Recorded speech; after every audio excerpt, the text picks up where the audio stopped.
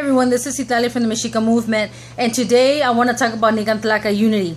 I'm going to be making a series of videos answering some of the very consistent or common questions that I've been receiving to this channel. And just to start off, I represent the Mexica movement. I'm an official member for 17 years. And this, what I share with you, is the YouTube access, the YouTube connection with our people on here on the internet world. And it's important for us to share this information. It's important for us to share everything that we're learning, to share the views of the organization, because it's important for us to assist our people in their process of decolonization. Now, one of the very common questions I receive is Nican Tlaca. What does that mean? You know, can I be Nican Tlaca if I'm from El Salvador? Can I be Nican Tlaca if I'm from Texas? And what we want to do in the organization is that we're creating something called Nican Tlaca unity, Nican Tlaca liberation. And by identifying ourselves as Nican Tlaca, and again, this is not to belittle, this is not to disregard the rest of our indigenous brothers and sisters that speak other indigenous languages, but this is the beginning, and we have to reckon that, we have to realize that there needs to be a starting point to our liberation, a starting point that reflects at least one of our languages. You know, the rest will come with liberation and with time. But for now, our alternative that we're giving is we shouldn't be united under a colonial term. We shouldn't be united under a terminology that benefits white supremacy and that furthers the complete takeover of our identity as a people. An identity defines you. It connects you with a history. It connects you to land. It connects you to a culture. It connects you to a history of a people. And so what has happened through us in the last 5 centuries of genocide and racial rape and terrorism at the hands of whites, Europeans, Americans, Italians, French, Spanish, whatever they call themselves, is that our history has been systematically, obviously, whitewashed, and an interpretation of history is given with the Eurocentric narrative, right? That says we were inferior, that says this land was hardly populated, and all that. Well, we have enough information now that counters and completely debunks all those Eurocentric claims. So we in the organization, we have been rejecting the term Hispanic and Latino for over 30 years. We have been aggressively on the front line fighting these terms because we understand that an identity is power. To have an identity that reflects who you are and makes a statement to the world, lets the world know who you are, where you come from, it's power. Not only is it, power by the concept and the culture, the idea of it, but because it's power because it identifies you to the land. It identifies you to the part of the world that you descend from, the part of the world that you originated from.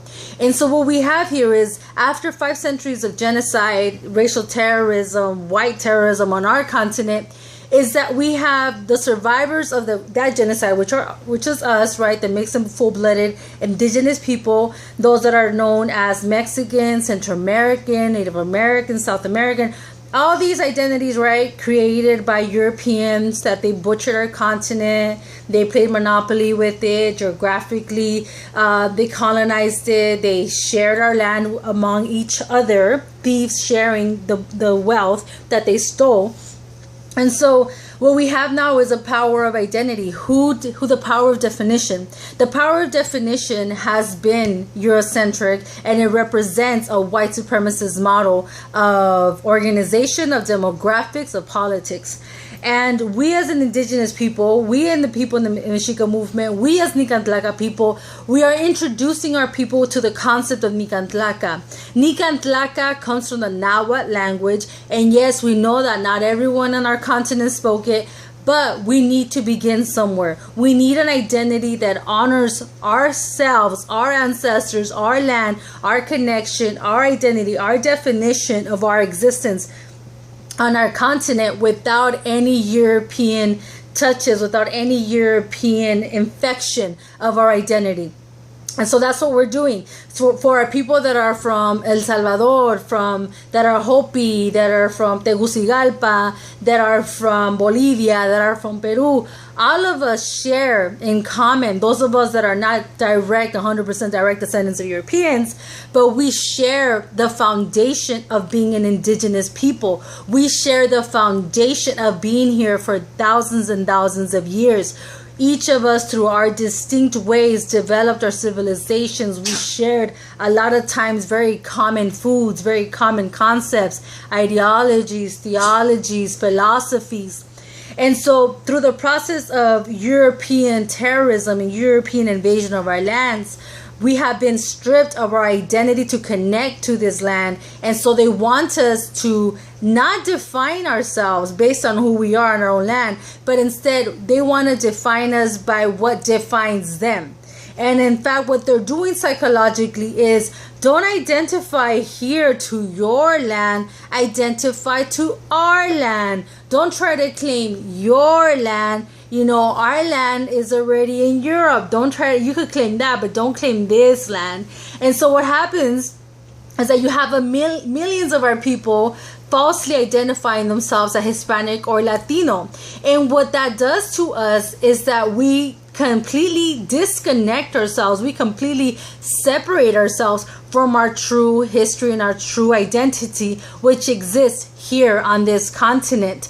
And they want us to believe that we are European. They want us to claim their motherland because of the fear that if we claim our identity, what comes with identity? Land. What comes with land? Power. What comes with power? Domination. And they have this very big complex and some of them a guilty conscience, thinking that we're going to do to them what they have done to us for 5 centuries. And that's not how we roll. That's not how we are. We actually had much more just systems than they did, and we're not going to do that because we are better than that.